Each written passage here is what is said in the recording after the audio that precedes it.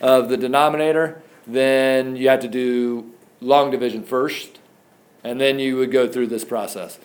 So the first thing we want to do is factor the denominator. So what does this denominator factor into? What is it? Okay, is that okay with everyone?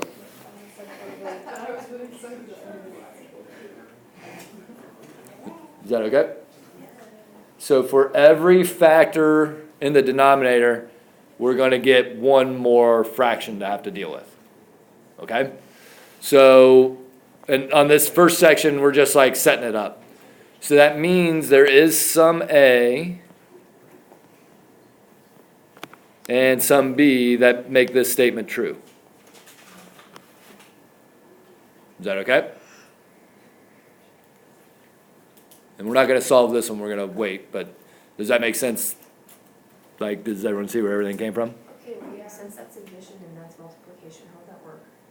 So, like, basically, like, so we're going to end up having to get a common denominator and stuff like that, okay? So, yeah, so you can't really quite look at it as like that at all. Yeah, okay.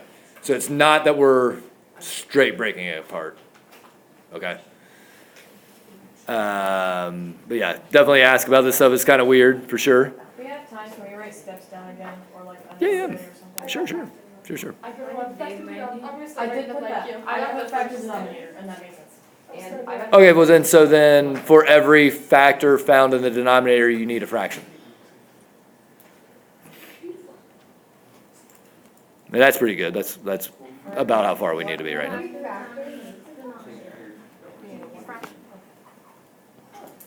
Yeah, for every factor in the denominator, it needs its own fraction. I like the way that sounds. Very cool.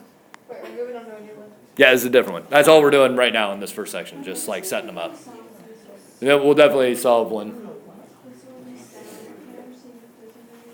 All right, so how many fractions should we get here?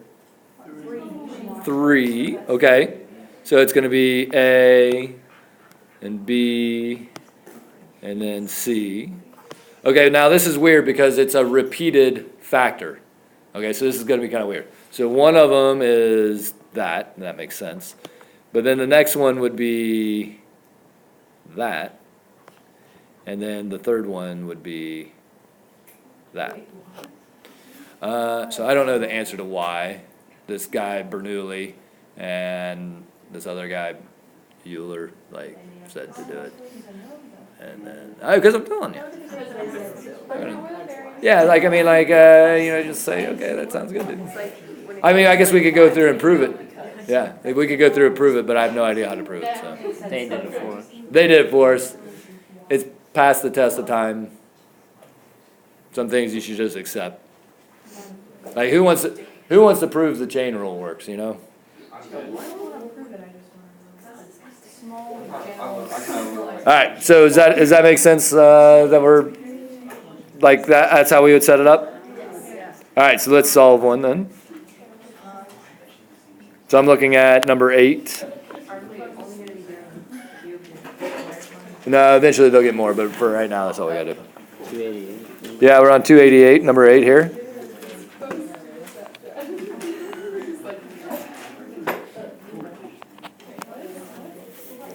Okay, so you guys took some notes. What's the first step?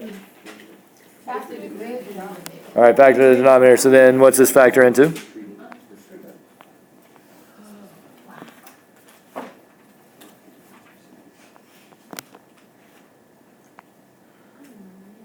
What's the factor into?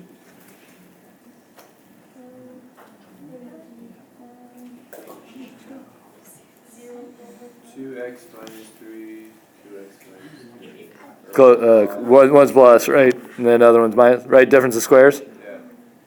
Is that okay with everyone? There should be a 3 down there. 3 times 9. Oh, yeah, sorry. Thank you.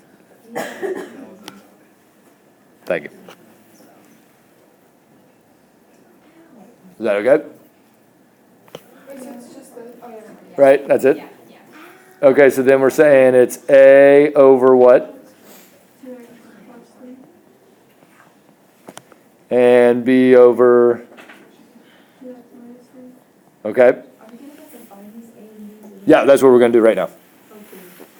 All right, so then the first thing that should make you wish wasn't there are denominators.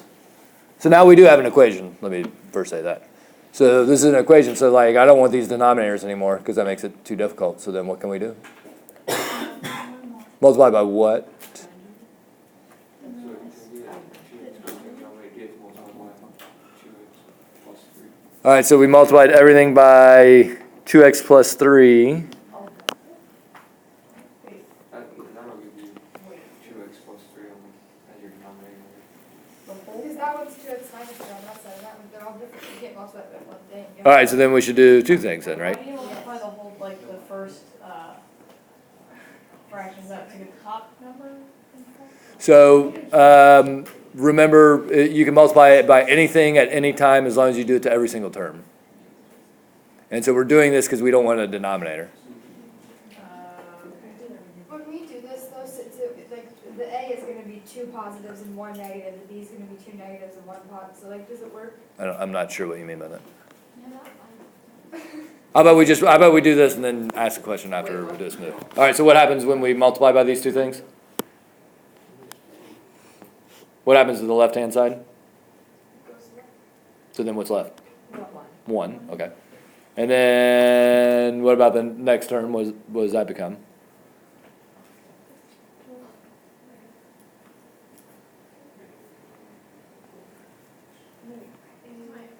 But doesn't, Close? but doesn't one get multiplied by 2x plus 3? Yeah, but try your plan. So then they end up canceling, that's right. Yeah. It's already in the denominator over here. Oh, okay, yeah.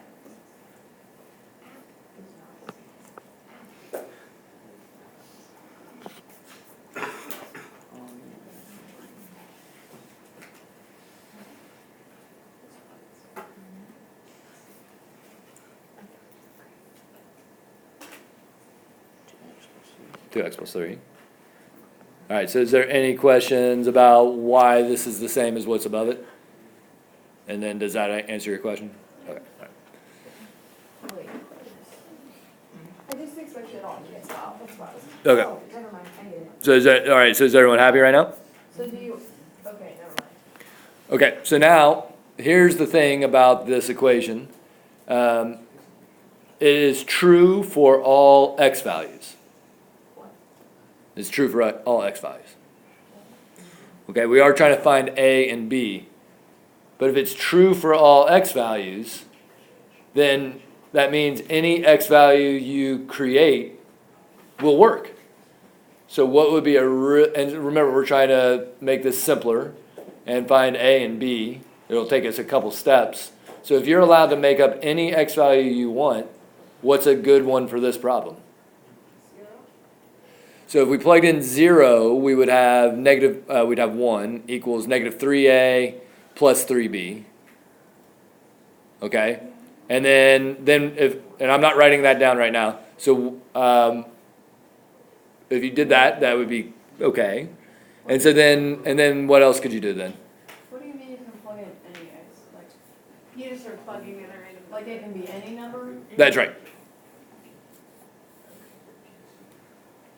Okay, so then that's a legitimate thing. We could plug in 0, and then we'd have negative 3a plus 3b equals 1. And then what else? Then we'd have to do something else because we'd still have two variables.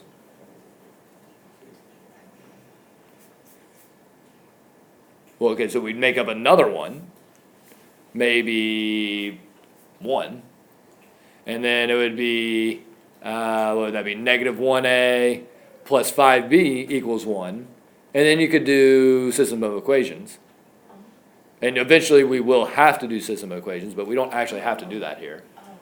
Because we could make up a number that makes it even easier. Which would be like what? Like give me a number that would make it really easy. Like those numbers are fine, and then we could totally get there that way. But what's a number that we could plug in that would make things really easy? 1/2, if we plugged in 1/2, we'd have negative 1a and 4b, so that would be no different. Would you have 3 halves? What if we did 3/2? What would happen?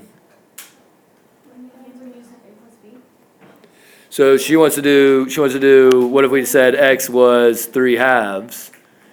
If we plug that into this one here, what would happen? You get 0. Yeah, so that'd be kind of cool, wouldn't it? 1 equals.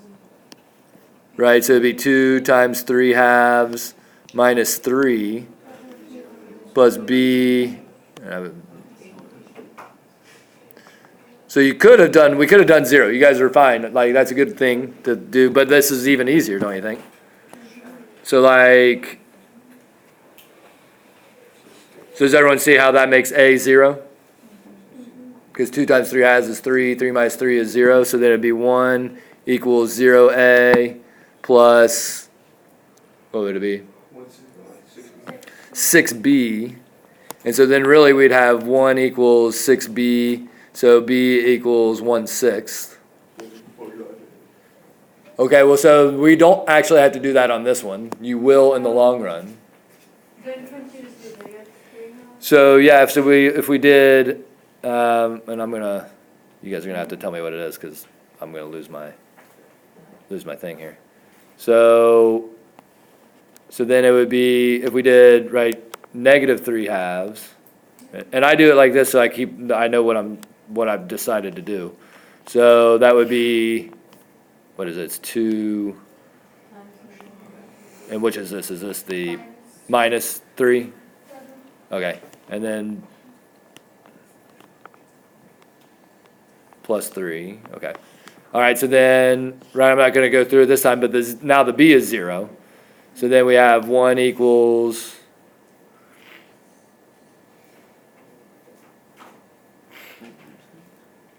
what is it? Negative 6a, right, plus 0b. So then a is negative 1/6. Is that okay? So then what we're saying is that this fraction can be decomposed into, and we'll have a little bit more to do, negative 1/6, and what was our first one? 2x. What is it? Plus and minus 3. Well, which one is it? It looks like it's plus 3. Huh? Plus 3. Oh, that one. Plus 3. And then 1/6 over 2x minus 3. Right, and then like a much smoother way to write that would be negative 1/6 times 2x plus 3. And plus 1/6 times, I'm gonna run out, there. So you could distribute that. In the book, what they're gonna say is that it's 1/6 out front. So they'll factor out the 1/6, and inside the parentheses, it'll be just 1/2x minus 3 minus 1/2x plus 3. What time do we hit? 46. 46. All right, so is that okay? All right, all you got then is 1 to 11 odd. Remind me to look at your all's homework on